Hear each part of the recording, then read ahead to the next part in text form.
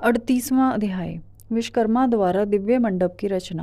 ब्रह्मा जी बोले, हे मुनि श्रेष्ठ नारद, शैलराज हिमालय ने अपने नगर को बारात के स्वागत के लिए विभिन्न प्रकार से सजाना शुरू कर दिया।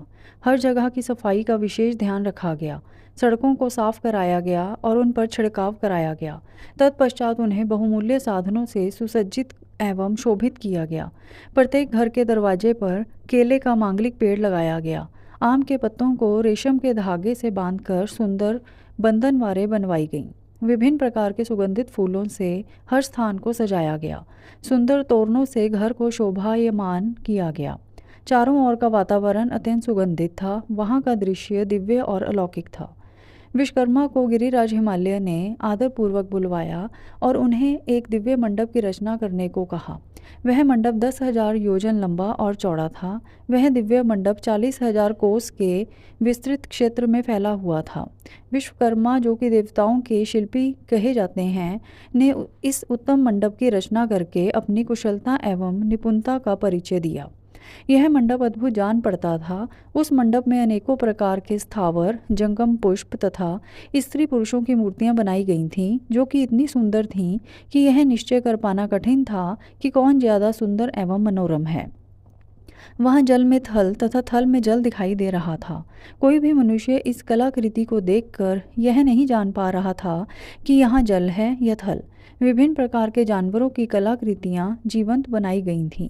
अपनी सुंदरता से जड़ हृदयों को मोहित करते सारस कहीं सरोवर में पानी पीते दिखाई देते थे, तो कहीं जंगलों में सिंह ऐसे लग रहे थे मानो अभी दहाड़ना शुरू कर देंगे। नृत्य करने की मुद्रा में बनाई गई स्त्री पुरुषों की मूर्तियों को देखकर ऐसा लगता था मानो वाकई नर नारी नृत्य कर रहे हों। द्वार पर खड़े द्वारपाल हाथों में धनुष बाण लेकर ऐसे खड़े थे जैसे सचमुच अभी बाणों की वर्षा शुरू कर देंगे। इस प्रकार सभी कृत्रिम वस्तुएं बहुत ही सुंदर एवं मनोहर थीं, जो कि बिल्कुल जीवंत लगती थीं। द्वार के मध्य में देवी महालक्ष्मी की सुंदर मूर्ति की स्थापना की गई थी, जिन्हें देखकर ऐसा प्रतीत होता था मानो क्षीर सागर से निकलकर साक्षात लक्ष्मी देवी वहां आ गई हों। वे सभी शुभ लक्षणों से युक्त दिखाई दे रही थीं। मंडप में विभिन्न स्थानों पर हाथियों की कलाकृतियां भी बनाई गई थीं। कई स्थानों पर घोड़े घुड़सवारों सहित खड़े थे, तो कहीं सुंदर अद्भुत दिव्य रथ जिन पर सफ़ेद अश्व जुते हुए थे। मंडप के मुख्य द्वार पर नंदीश्वर, जो कि शिवजी की सवारी हैं, की मूर्ति बनाई गई थी, जो कि स्फटिक मणि के समान चमक रही थी।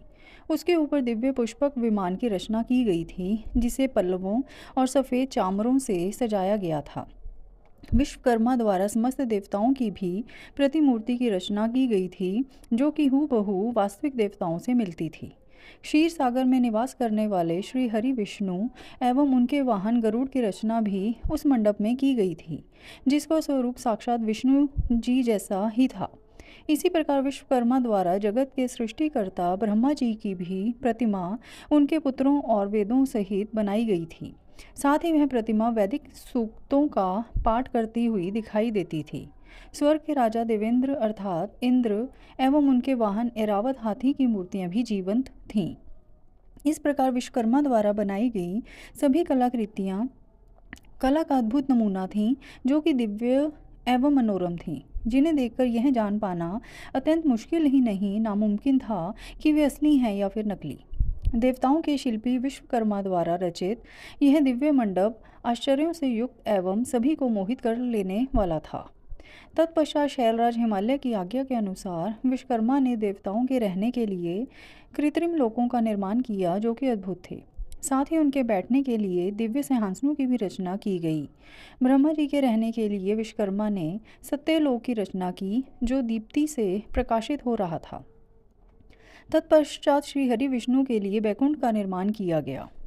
देवराज इंद्र के लिए समस्त ऐश्वर्यों से संपन्न दिव्य स्वर्गलोक की रचना की गई।